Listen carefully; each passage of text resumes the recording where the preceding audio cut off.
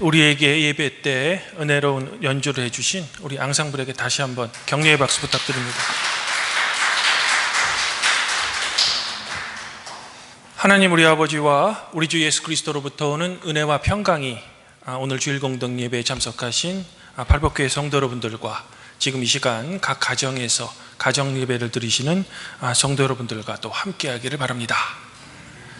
성도 여러분, 정말 오랜만에 이렇게 예배당에서 성도님들의 얼굴을 뵈니 제가 참 기쁩니다. 제가 주보를 찾아보니까 7월 11일, 그러니까 성령 강림일 후 7째 주일에 이제 저희가 대면 예배를 함께 드린 후에 15주 만에, 거의 4개월 정도 만에 이렇게 주일 예배 때 성도님들을 뵙는 것 같습니다. 참으로 이렇듯 이 코로나라는 이 대재앙은 우리에게 상당한 이 불편함을 주죠. 특별히 우리가 정서적으로 가장 어려운 점은 이 거리두기라는 것 때문에 사람들을 자유롭게 만나지 못하는 겁니다. 이런 현상 때문인지 제가 의학 잡지를 좀 찾아보니까 코로나로 인해 이제 인간이 겪는 정서적인, 이 정신적인 질병 중에 생태적 비탄이다라는 그런 병이 있다고 합니다. 이는 이제 사람들을 이제 보고 싶고 또 만나고 싶어도 이 거리두기 때문에 겪어야만 하는 어떤 사람들 간의 강제적인 격리 또는 이제 고립 등으로 인해 우리 인간의 감정에 손상을 입는 거죠. 하긴 저도 코로나 때문에 저의 감정이 약간 좀 상했던 경험이 있는데 그 이야기를 성도님들에게 한번 들려드릴까 합니다. 정부의 이제 강력한 방역 지침에도 불구하고 이제 너무 오래되니까 이 피로감 때문인지 사회적인 거리에도 불구하고 이제 동거인의 경우에는 오후 6시에도 이제 4명 이상 모일 수 있었던 그런 기간이 있었죠. 성도 여러분들도 잘 아실 겁니다. 마침 그때 저희 가족 이 4명이 오랜만에 이제 한 식당에 간 적이 있습니다. 그런데 오후 6시가 되니까 한 종업원이 이제 저희한테 오더니 이제 더 이상의 모임이 불가능하다라는 겁니다. 4명이니까. 그래서 제가 우리는 지금 한 집에 사는 동거인이다라고 대답했죠. 그랬더니 그 종업원이 이 각각 주민등록증하고 이 주민등록 등본을 보여달라는 겁니다.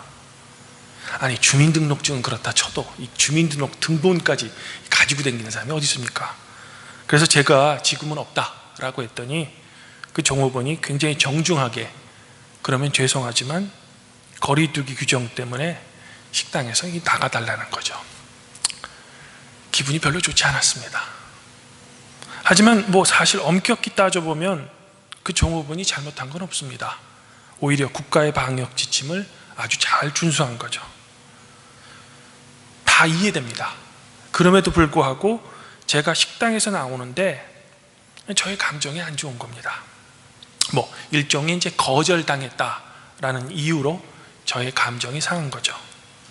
아마 코로나가 아니면 겪어보지 못할 뭐 그런 경험인 것 같습니다.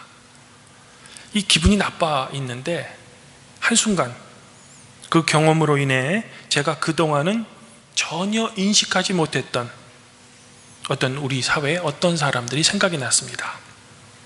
바로 그들은 우리 사회 속의 장애인들 그리고 소수자들로서 그들이 겪어야 할 어떤 사회적 거절 그리고 차별적 감정이 어떤 것인지 그 경험을 통해 아주 조금은 제가 공감할 수 있었던 겁니다.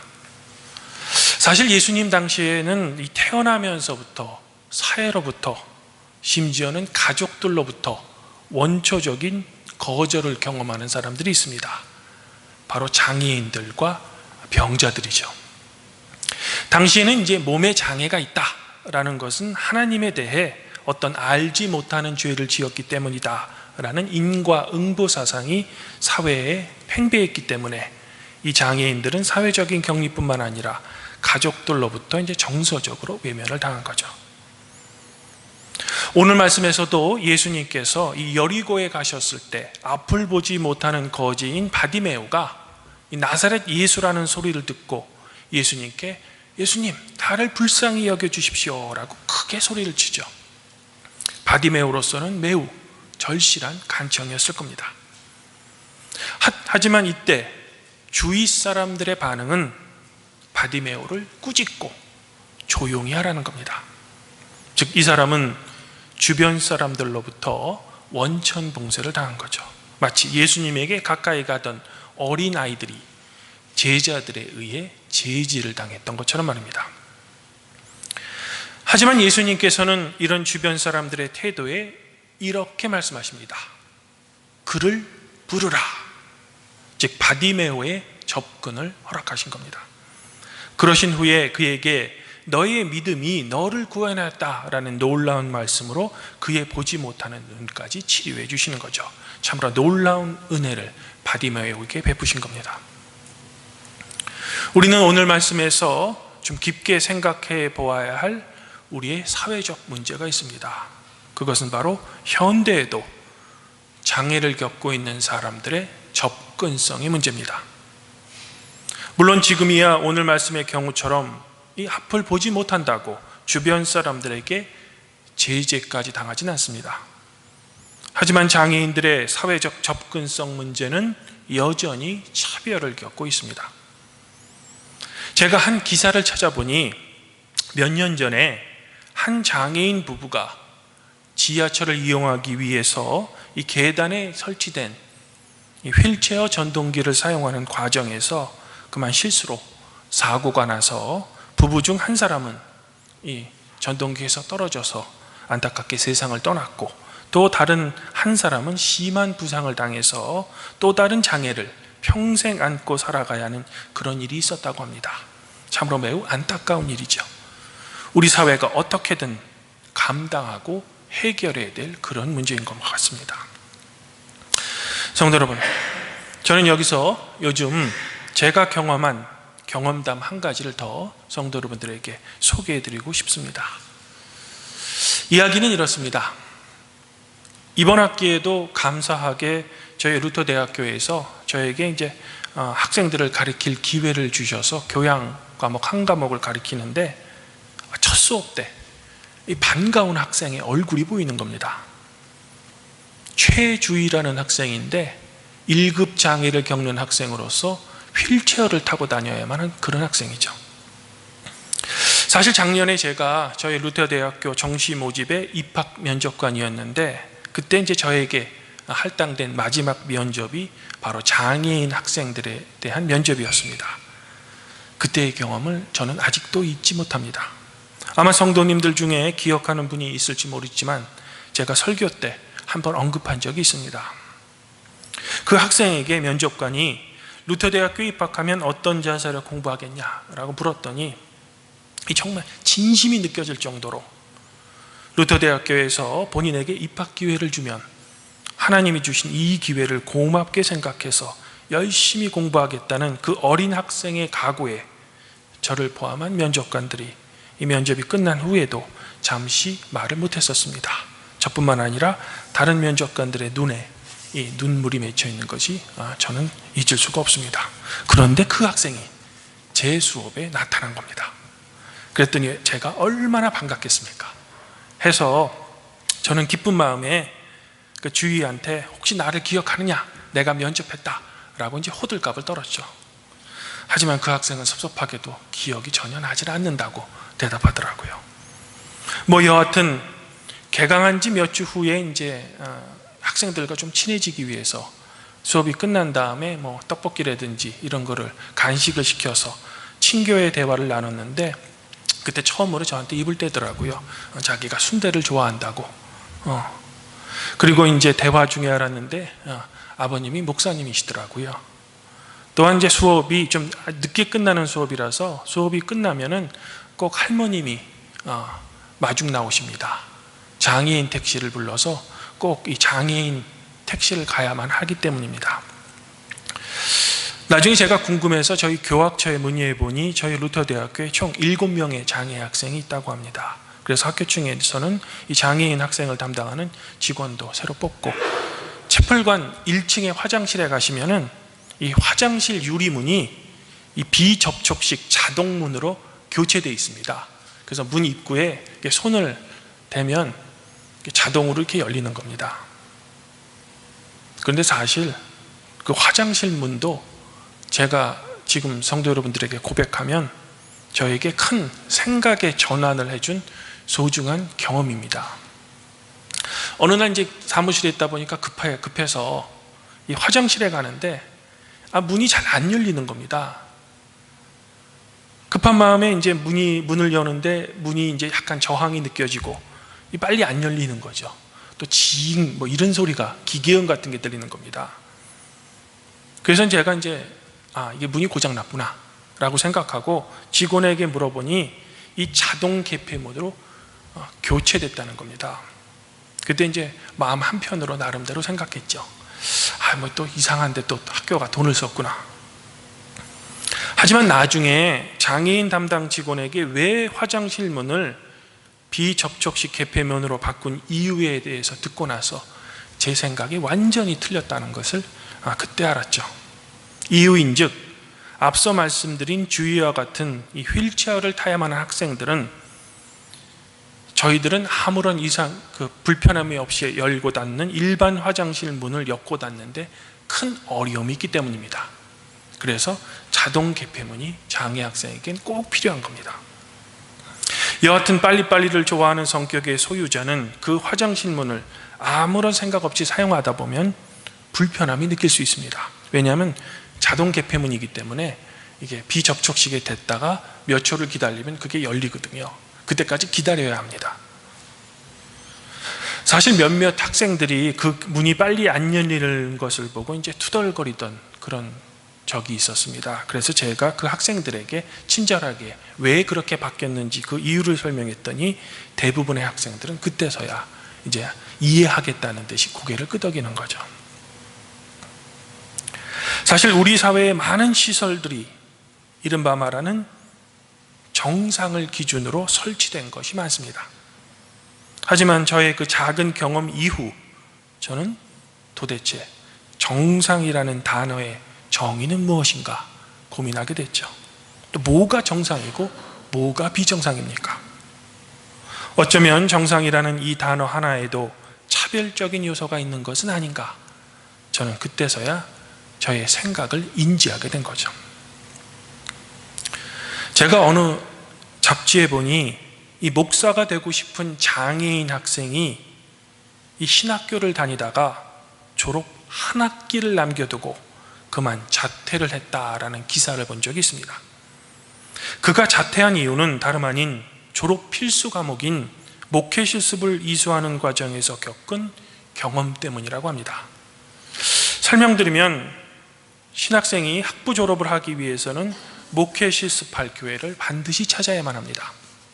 그런데 자신처럼 전동 휠체어를 타고 다니는 장애인 목회자 후보생까지 목회 실습의 기회를 주는 교회를 찾는다는 것이 하늘의 별 따기보다 어렵다는 거죠. 아예 면접의 기회조차 주지 않았다는 겁니다. 열악한 목회 환경의 교회의 경우는 그렇다 하더라도 시설이 아주 좋고 엘리베이터까지 있는 대형 교회에서는 좀 면접의 기회도 줄 수 있었을 텐데 말입니다. 하긴 대형 교회인 경우 이 목사님들뿐만 아니라 성도들까지 우리 교회 교육자들은 이른바 말하는 명문대 출신이다, 스펙이 좋다 라는 것을 일종의 자랑으로 생각하니까 그것도 뭐라 할 수는 없는 것 같습니다. 교회까지 늘 엘리트만을 요구하는 것이 보다 더 본질적인 그런 문제인 것 같습니다.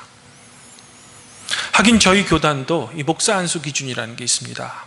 최근에 규정이 바뀌어서 나이 제한도 생겼습니다. 그리고 결혼도 그전까지는 이게 명문화되어 있지 않는 암묵적인 기준이었는데 이제는 완전히 명문화되었습니다.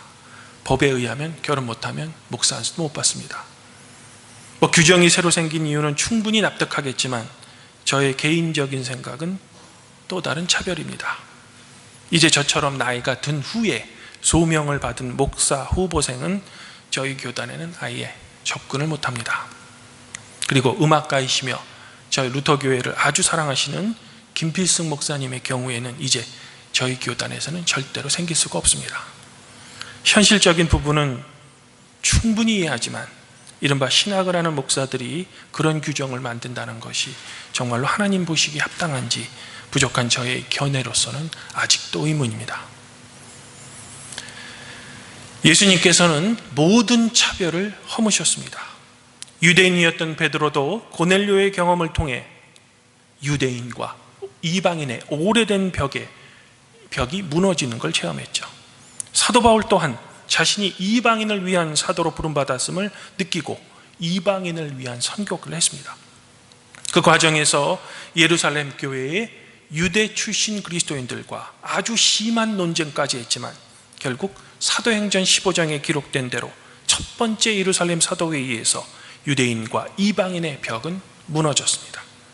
아마 그 회의에서 이방인에 대한 선교가 금지되었다면 그리스도교는 세계적인 종교가 아닌 민족 종교가 되었으며 우리와 같은 한국 사람은 아예 그리스도인이 되지 못했을 겁니다. 반드시 먼저 유대인으로 개종한 후에야 그리스도인이 될 수 있었죠. 예수님은 어린아이가 당신에게 오는 것도 막지 않으셨습니다. 하지만 우리는 성찬 때 13세 미만 어린아이에게는 빵과 포도주를 주지 않습니다. 물론 그렇게 하는 충분한 신학적인 근거가 있습니다. 바로 고린도전서 11장 8절 말씀 때문이죠. 이런 이유 때문에 거의 대부분의 교단에서는 어린아이에 대해서는 성찬 분배가 금지되어 있습니다. 저도 이 의견에 충분히 공감하고 동의하는 편입니다. 하지만 루터의 다음과 같은 말에 대해서도 저는 한번 생각해 봐야지 않나 생각합니다. 루터는 이런 말을 합니다. 어린이 성찬 문제는 그리 큰 문제가 아닙니다. 답을 이렇게 하면 좋을 것 같습니다. 수찬 금지와 관련해서 바울은 고린도전서 11장 8절에서 각 사람은 자기를 살펴야 한다 라고 가르치고 있습니다. 이 구절은 모두가 잘 알고 있을 겁니다. 그런데 바울이 무턱대고 말했을까요? 아닙니다. 그는 서로 분쟁하는 교인을 향해 이 가르침을 전했습니다. 여기서 바울이 염두에 두는 대상은 어른이지 아이들이 아닙니다. 그러니 예배 때 아이들이 성찬 받는 것을 금지할 수 없습니다 라고 루터는 이야기하고 있는 겁니다.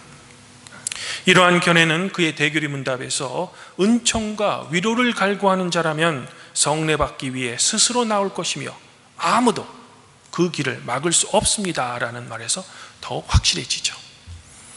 어린아이들이 아직은 생각이 부족해서 주님의 은총과 위로를 갈구하지 못할 거라는 것은 제 생각에는 어디까지나 어른들만의 생각인 것 같습니다.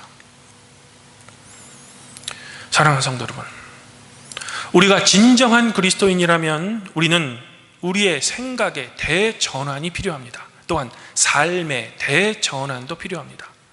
이것이 어쩌면 루터가 95개조 반박문 중 첫 번째 항목인 우리의 주님이시오 선생이신 예수 그리스도께서 회개하라 라고 명령하셨을 때 그 뜻은 신자의 모든 삶은 돌아서는 것이다 라고 선언한 명제의 진정한 의미인지도 모르겠습니다. 현대사회에서는 공정에 대해 매우 민감합니다. 어쩌면 우리 인간이 권력과 부를 그렇게 사랑하고 그것을 쫓는 이유도 차별받지 않기 위해서죠. 앞서 소개해드린 자퇴는 했지만 여전히 목사가 되고 싶은 그 청년은 이렇게 이야기합니다. 장애인이기 때문에 차별받는 것이 아니라 차별받기 때문에 장애인이 된다고 말입니다.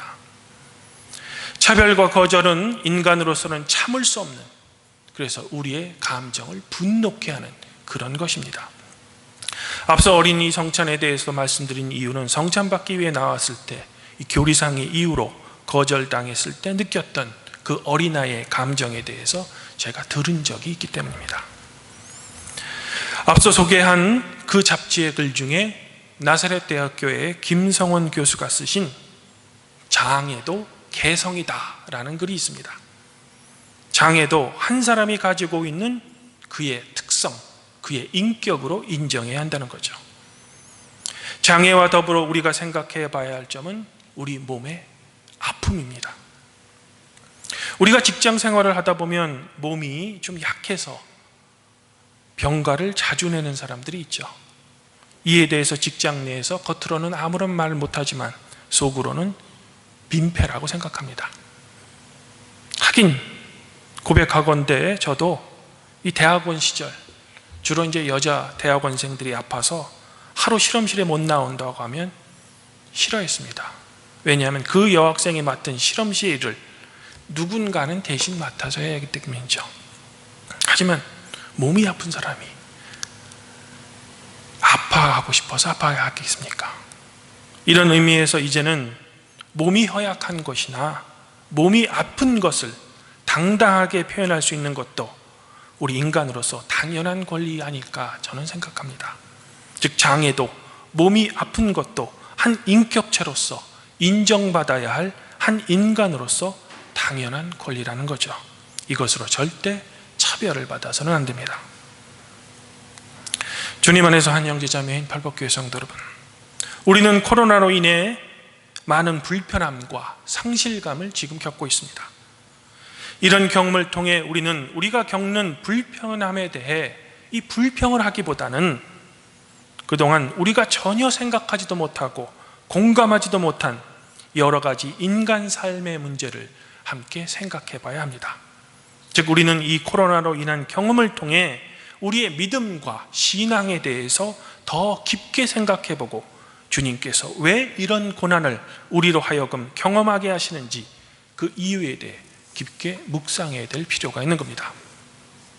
한 가지 변한 사회적 통념을 제가 예로 들면, 예전에는 몸이 아파도 직장에 나가고 몸이 아파도 학교에 출석하는 것이 투철한 직업정신이요 학생의 본분이라고 생각된 적이 있습니다. 하지만 코로나의 경험 후로 아프면 집에서 쉬는 것이 더 현명한 것이며 오히려 다른 사람에게 피해를 주지 않는 것이라고 우리 사회의 생각의 전환이 일어난 겁니다.